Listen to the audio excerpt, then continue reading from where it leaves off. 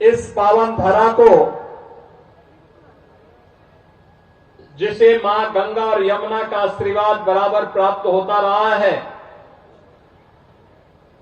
देश की आजादी के दौरान जिस धरा के सूरवीरों ने विदेशी हुकूमत की चूलों को हिलाने का काम किया था और स्वतंत्र भारत में देश की सुरक्षा की बात हो, यहां के नौजवानों के योगदान और चाहे यहां के अन्नदाता किसानों की समृद्ध परंपरा रही हो, यहां के व्यापारियों के द्वारा विपरीत परिस्थितियों में जो कार्य किया गया, प्रदेश की समृद्धि के लिए, देश की समृद्धि के लिए, इन सब अपने नागरिकों का, इन सभी महानुभावों का हृदय से अभिनंदन करते हुए आज मैं शामली जनपद के आप सभी कार्यकर्ता भाइयों बहनों का भी हृदय से मैं अभिनंदन करता हूं, आप सबका स्वागत करता हूं। भाइयों बहनों, याद करिए, आज से 6 साल पहले शामली जनपद की क्या स्थिति हुआ करती थी। किराना का पलायन, कांधला में पलायन, गुंडा राज, दंगों का दंश, बुनियादी सुविधाओं का अभाव, यहां के नौजवानों को नौकरी नहीं मिलना, रिस्क लेकर के जो लोग, जो व्यापारी व्यापार करता था, उसके व्यापार पर जबरन गुंडा टैक्स की वसूली, बिजली देने में भेदभाव और बेटियां स्कूल नहीं जा पाती थी। प्रदेश में 75 जनपद, लेकिन बिजली मिलती थी केवल 4 जनपदों को। शेष 71 जनपदों को अंधेरे में रहने के लिए मजबूर रहना पड़ता था। भाइयों बहनों, 6 वर्ष पहले प्रधानमंत्री मोदी जी के आह्वान पर, आप सबके आशीर्वाद से भारतीय जनता पार्टी की सरकार प्रदेश के अंदर बनती है।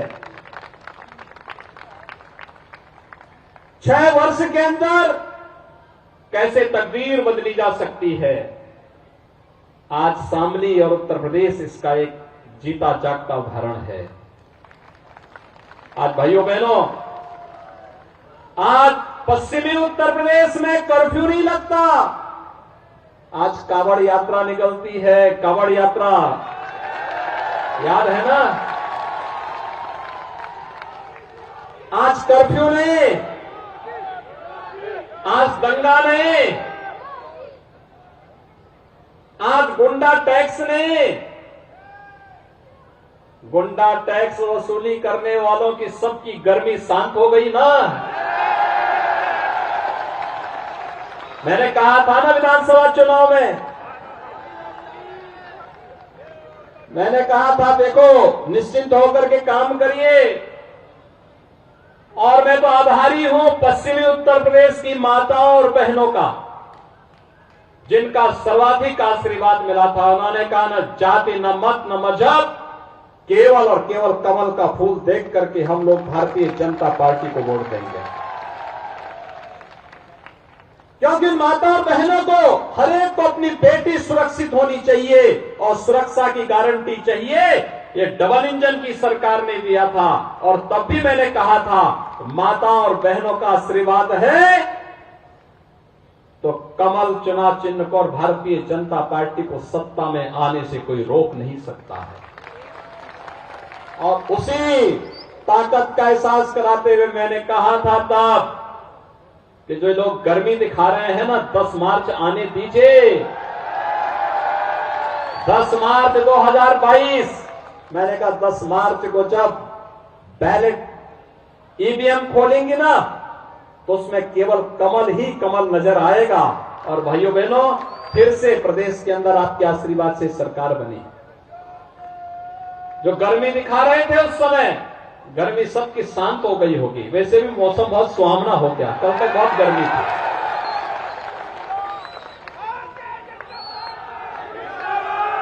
गुंडा टैक्स वसूली करने वाले कहां चले गए, कोई पता ही नहीं। कोई उनके लिए दो बूंद आंसू बहाने वाला भी नहीं। आज किराना में देख करके मुझे बहुत प्रसन्नता होती है, जब हमारा व्यापारी वापस आ गया, व्यापार कर रहा है। कांदला में देख करके मुझे प्रसन्नता होती है, जब वहां पर फिर से रौनक दिखाई दे रही है। शामली की रौनक, ऊन की रौनक, एलम की रौनक चौर, और उससे साथ साथ जब यहां की बेटियों को मैं अपने ही मां बाप के संरक्षण में अपने ही घर और गांव के स्कूल में पढ़ते हुए देखता हूं, मुझे लगता है हमारा सत्ता में आना सार्थक हुआ।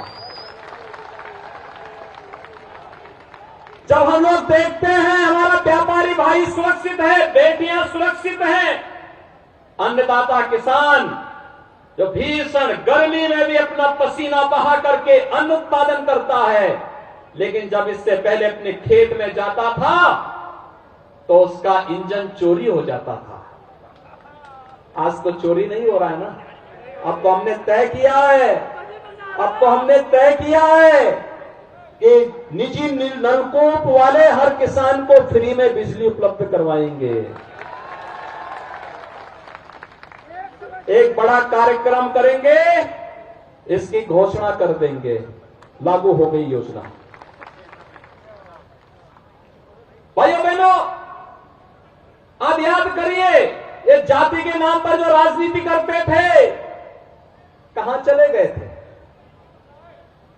तब किसी गरीब को प्रधानमंत्री आवास योजना का लाभ तो नहीं मिलता था, किसी गरीब को शौचालय नहीं मिलता था, किसी गरीब को रसोई गैस का कनेक्शन नहीं मिलता था, किसी गरीब को फ्री में बिजली का कनेक्शन नहीं मिलता था, किसी व्यक्ति को आयुष्मान भारत जैसी योजना का 5 लाख रुपए की स्वास्थ्य बीमा का कवर नहीं मिलता था। न किसान सुरक्षित, न व्यापारी सुरक्षित, न बेटी सुरक्षित। ऐसी जिंदगी का मतलब क्या था? लेकिन आपने जब कहा कि न जातिवाद के आधार पर नहीं, हम तो राष्ट्रवाद के आधार पर भारतीय जनता पार्टी को वोट देंगे, तो भाइयों बहनों, उत्तर प्रदेश को बदलने में देर नहीं लगी है। ये लोग तोड़ने वाले लोग थे, ये तोड़ने वाले जाति के नाम पर तोड़ते थे और उसके बाद सत्ता में आकर के लूटते थे, नोचते थे,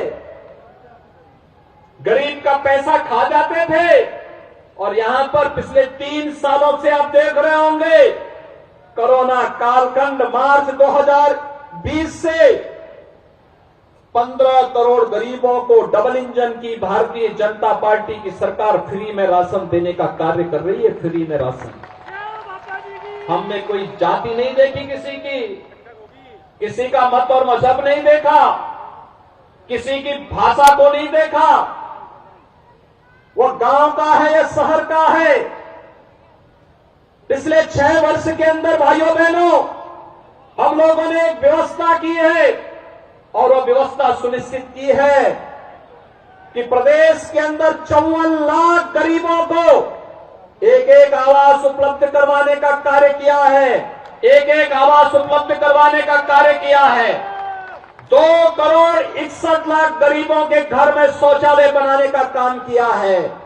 और भाइयों बहनों, प्रदेश के अंदर 10 करोड़ गरीबों को आयुष्मान भारत में 5 लाख रुपए हर वर्ष स्वास्थ्य बीमा का कवर देने का काम भी किया है। 15 करोड़ गरीबों को फ्री में राशन देने का काम ये डबल इंजन की सरकार कर रही है। एक तरफ योजना का लाभ, विकास की योजनाओं को द्रुतगति से आगे बढ़ाने का कार्य, और दूसरी तरफ इंफ्रास्ट्रक्चर के बड़े बड़े कार्य, हाईवे, रेलवे, और अब तो अगर यहां से निर्वाल जी और सुराणा जी फिर से विधायक बने होते भाइयों बहनों, अब तक मेडिकल कॉलेज भी यहां आ गया होता। मेडिकल कॉलेज आ गया होता, मेडिकल कॉलेज पे काम प्रारंभ हो गया होता। क्योंकि इनके द्वारा जो पैरवी की जाती थी, जो कार्रवाई होती थी, उसमें स्पीड थी। आज Uttar Pradesh 1 district 1 medical college की तरफ बढ़ रहा है। आपकी कमिश्नरी को मां शाकंभरी के नाम पर हम लोगों ने एक विश्वविद्यालय, मां शाकंभरी के नाम पर विश्वविद्यालय दे दिया है। और इसीलिए भाइयों बहनों, आज मैं आपके पास आया हूं आप सबसे अपील करने के लिए।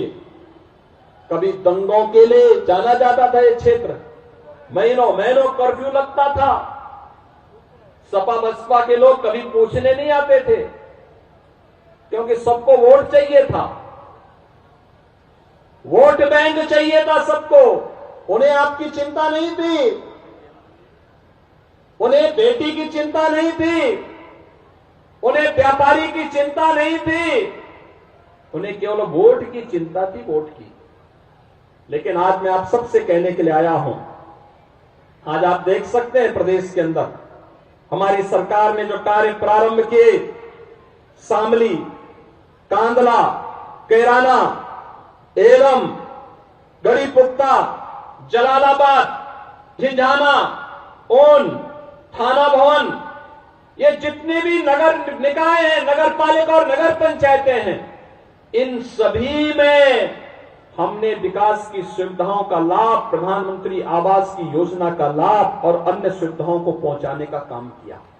अगर भारतीय जनता पार्टी के गोल वहां पे होते तो विकास भी डबल इंजन की सरकार की तरह वहां बुलेट ट्रेन की तर्ज पर आगे बढ़े होते, कई गुना बढ़ा होता।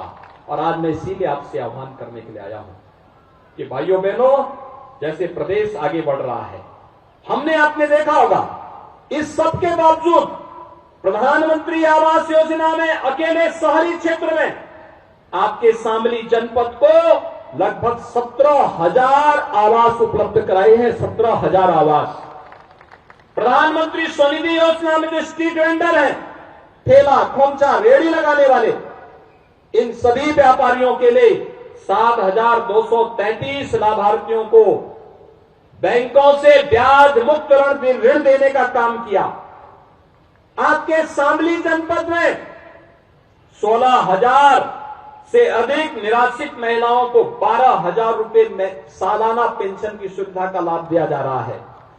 8,500 से अधिक दिव्यांगजनों को आपके शामली जनपद में 12,000 रुपए सालाना पेंशन की सुविधा का लाभ दिया जा रहा है। लगभग 35,000 वृद्धजनों को 12,000 रुपए सालाना पेंशन की सुविधा का लाभ दिया जा रहा है। और 2 लाख लाभार्थी आयुष्मान भारत के आपके अकेले शामली जनपद में हैं।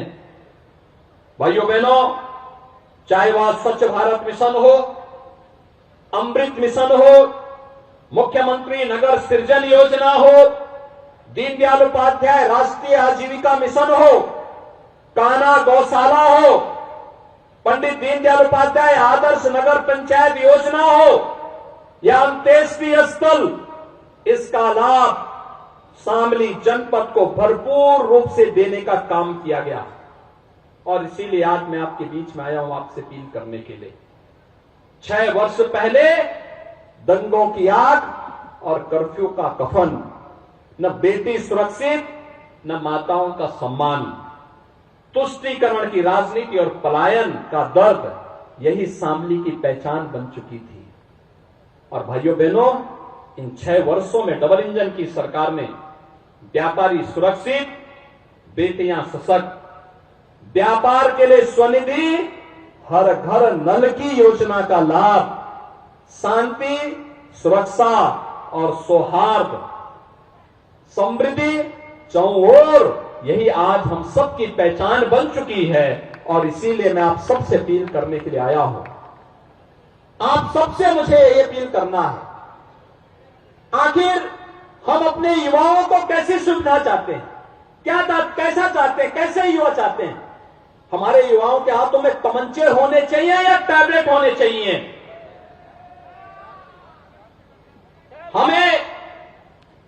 हमें गोलियों की आवाज वाली गलियां चाहिए या भजन गंगा बजने वाली गलियां चाहिए?